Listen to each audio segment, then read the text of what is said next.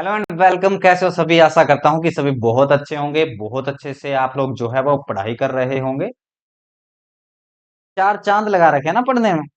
चलो उसी चौथे चांद की भाई चमक बढ़ाता है।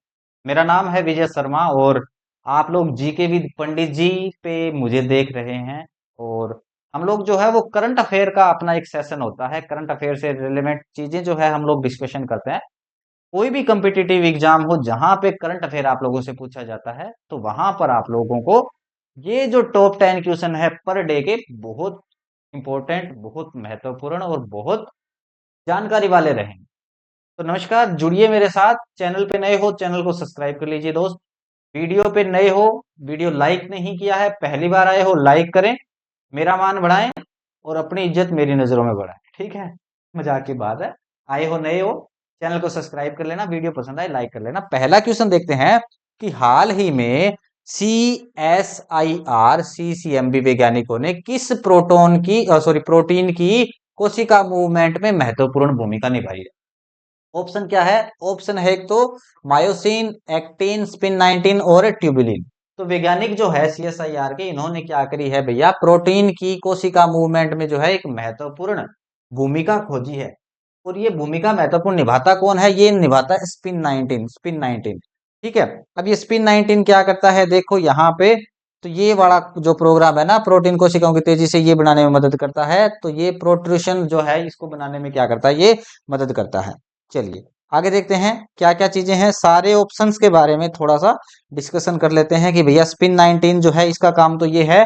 तो मायोसिन का क्या नाम है? मायोसिन का क्या काम है? उसका काम है मांसपेशियों को सिकुड़ाना। ठीक है। तो ये मांसपेशियों को सिकुड़ने का काम करता है। एक्टिन जो है ये क्या काम करता है? तो ये काम आता है कोशिका की संरचना को बनाए रखने का काम करता है। और ट्यूबुलिन जो हमारा चौथा ऑप्शन था, ये क्या करता है? माइक्रो ट्यूबुल्स और सेल डिवीजन में क्या करता है, ये मदद करता है। चलिए नेक्स्ट क्वेश्चन देखते हैं कि सरपंच संवाद नेशनल क्वालिटी कॉन्क्लेव 2025 कहाँ पे आयोजित हुआ है? मुंबई में, दिल्ली में, भोपाल में या जयपुर में? तो राइट आंसर यहाँ पर दे रखा है इसका कि भैया ये जो है सरपंच संवाद नेशनल क्वालिटी कॉन्क्लेव कहाँ पे आयोजित हुआ है 2025 वाला? तो ये हुआ है नई दिल्ली में। अब बात करते हैं कि जयपुर में क्या होता है भैया। ऑप्शन के हिसाब से मुंबई में क्या चीज होता है? आपको भी पता है कि मुंबई जो है वो वित्त नगरी है। जयपुर जो है वो क्या है, हमारी सांस्कृतिक नगरी है, इसको ऐसे बोल सकते हैं। तो चलिए देख लेते हैं। तो सम्मेलन नई दिल्ली में हुआ था। थीम क्या थी? विकसित ग्राम से विकसित भारत। अगर गांव का विकास होगा तो भैया भारत का विकास होगा, क्योंकि भारत गांव में बसता है। मुंबई क्या है, ज्यादातर वित्त से जुड़ी हुई कॉन्फ्रेंस के लिए जाना जाता है। जो वित्त से जुड़ी हुई कॉन्फ्रेंस होती है वो सारी कहाँ पे होती है? मुंबई के अंदर होती है मोस्टली। भोपाल पर्यावरण और जल प्रबंधन कार्यक्रमों का जो है वो केंद्र है। और अगर जयपुर की बात करोगे तो कला और संस्कृति आयोजनों के लिए अपना राजस्थान का जयपुर भैया फेमस है। उसके बाद है नेक्स्ट क्वेश्चन कि 100 डे गुड गवर्नेंस चैलेंज, यानी कि 100 डे गुड गवर्नेंस चैलेंज किस तिथि से लेकर किस तिथि तक चलेगा? 100 डे यानी कि 100 दिन का गुड गवर्नेंस, ये कब से कब तक चलेगा? तो ये चलेगा 17 सितंबर से 25 दिसंबर तक। कब तक चलेगा? 17 सितंबर से 25 दिसंबर तक। क्या चीज है? 17 सितंबर पीएम मोदी का जन्मदिन है। ठीक है, मोदी जी का क्या है? 17 सितंबर को जन्मदिन है। यहां से ये शुरू होकर 25 दिसंबर तक ये क्या चलेगा? गुड गवर्नेंस डे चलेगा और अटल जी की जयंती तक चलेगा। और ये 17 सितंबर को मोदी जी कितने साल के हो जाएंगे भाई? 75 साल के। ठीक है, कितने साल के हो जाएंगे मोदी? 75 साल के। चलिए नेक्स्ट आगे बात करते हैं। तीसरा क्वेश्चन क्या बोलता है कि प्रधानमंत्री मोदी ने बिहार के किस जिले में 40,000 करोड़ की परियोजनाओं का जो है वो शिलान्यास किया है? 40,000 करोड़ रुपए। भैया बिहार में क्या है? पटना। पटना क्या है? बिहार की राजधानी है। गया एक तीर्थ स्थल है। पूर्णिया भी एक जगह है और दरभंगा भी यहाँ पे। तो पूर्णिया के अंदर, ये पूर्णिया एक जगह है, वहां पर क्या है, पूर्णिया में एयरपोर्ट टर्मिनल और रेलवे प्रोजेक्ट जो है वो लॉन्च हुआ है। और टोटल जो सौगात यहाँ पर दी है वो 40,000 करोड़ रुपए की बहुत मोटी रकम दी है भैया। पटना राजधानी है लेकिन इस कार्यक्रम का ये स्थान नहीं था।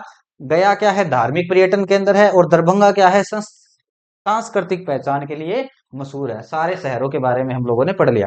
उसके बाद है एनपीसीआई ने हाल ही में यूपीआई P2M ट्रांजैक्शन की दैनिक सीमा कितनी बढ़ा दी? पहले ये सीमा कितनी थी?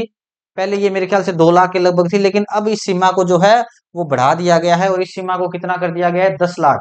और ये किस पे होगा? जो मर्चेंट अकाउंट है ना, ये मर्चेंट अकाउंट वाले जो है वो एक दिन के अंदर 10 लाख रुपए तक की क्या कर सकते हैं, ट्रांजैक्शन कर सकते हैं, किसके माध्यम से, यूपीआई के माध्यम से। ठीक है, चलो इसके बारे में थोड़ा सा एक्सप्लेन। पढ़ो गुरु, क्या दे रखा है कि अब वेरीफाइड मर्चेंट अकाउंट को 10 लाख रुपए तक का जो है वो ट्रांजैक्शन करने की अनुमति है। पहले ये 1 लाख यानी कि पुरानी P2M लिमिट, और अभी जो है P2P की लिमिट 2 लाख पहले कुछ खास पेमेंट्स के लिए थी, जो हम लोगों ने बताया था कि पहले 2 लाख कर सकते थे, पर वो 2 लाख कोई खास के लिए थी, लेकिन जनरली 1 लाख तक की आप लोग जो है वो कर सकते थे। 5 लाख क्या है, इंश्योरेंस और ट्रेवल सेक्टर में ये क्या थी, लागू है 5 लाख की। नेक्स्ट दे रखा है कि पर्सन टू पर्सन यानी कि P2P यूपीआई ट्रांजैक्शन की सीमा कितनी है, व्यक्ति से भेजने के लिए। ठीक है, तो ये है भैया 1 लाख P2P यानी कि पर्सन टू पर्सन, और P2M का मतलब क्या है, पर्सन टू मर्चेंट।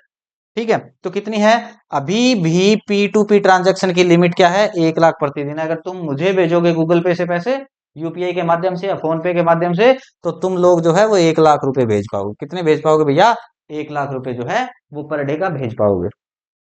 50,000 सिर्फ कुछ छोटे वॉलेट्स के लिए लागू है, जिनका ट्रांजैक्शन बहुत कम है, जिनका अभी तक जो है इतना वेरीफाई वाला प्रोग्राम नहीं हुआ, उनके लिए क्या है, 50,000 लागू है।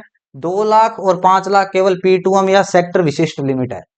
चलिए नेक्स्ट दे रखा है कि 16वीं कंबाइंड कमांडर कॉन्फ्रेंस यानी कि CCC 2025 कहाँ आयोजित हुई है, दिल्ली में, पुणे में, कोलकाता में या बेंगलोर में। तो ये हुई है गुरु कोलकाता में। कहाँ पे हुई है ये, कोलकाता में। यह रक्षा सम्मेलन कोलकाता में आयोजित हुआ है। ये क्या है, कंबाइंड कमांडर कॉन्फ्रेंस यानी कि CCC। ये क्या है, ये क्या है, रक्षा सम्मेलन है। ये कहाँ पे हुआ है, तो ये हुआ है कोलकाता में। ठीक है, तो CCC का जो रक्षा सम्मेलन है वो कहाँ हुआ है, कोलकाता में। कब हुआ है भैया, इसकी तारीख आप लोग जो है वो मुझे बता सकते हो कमेंट सेक्शन में कि ये कब हुआ है। तो अब क्या है कि दिल्ली मंत्रालय रक्षा सम्मेलन के लिए कोलकाता में आयोजित हुआ, दिल्ली मंत्रालय का मुख्य है, लेकिन इस बार यहाँ पर ये आयोजन नहीं हुआ है। पुणे जो है वो सेना का प्रशिक्षण का केंद्र है। पुणे में क्या होता है, सेना को प्रशिक्षण दिया जाता है। और बंगलुरु के अंदर क्या है, DRDO, ISRO, ये कहाँ पे है, बंगलुरु के अंदर है। ठीक है, इसरो और DRDO। चलिए नेक्स्ट क्वेश्चन क्या है, हो जाए भाई।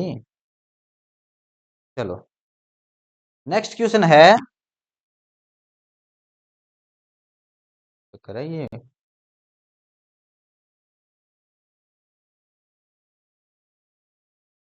मक्खी भी कमाल की है यार, मक्खी बैठ गई उसके बाद काम ही नहीं कर रहा programme. Combined commanders conference CCC पहली बार कब आयोजित हुआ, किस टाइम पे, 1947 में, 1950 में, 1953 में या 1962 में। तो सही आंसर क्या है इसका, 1953 में। तो ये क्या है, 1953 में ये पहली बार आयोजित हुआ, और तब से यह भारत का प्रमुख रक्षा संवाद है। 1947 जो था, हम लोग आजाद हुए थे, हमारा भारत। 1950 में भारत जो है वो गणराज्य बना था। उसके बाद क्या है, 1962 में भारत और चीन के बीच युद्ध हुआ, लेकिन तब तक CCC जो था वो पहले से ही चल रहा था। तो आज के सेक्शन में इतने ही क्वेश्चंस जो है हम लोग पढ़ेंगे। आशा करता हूं कि जो सेशन है तुम लोगों को पसंद आया होगा। वीडियो पसंद आया अपने दोस्तों के साथ शेयर करना भाई, लाइक करना ना भूलें। नए हो चैनल पे तो चैनल को सब्सक्राइब करना ना भूलें। आपका एक शेयर, एक लाइक और हम वायरल। ठीक है, थैंक यू सो मच, जय हिंद।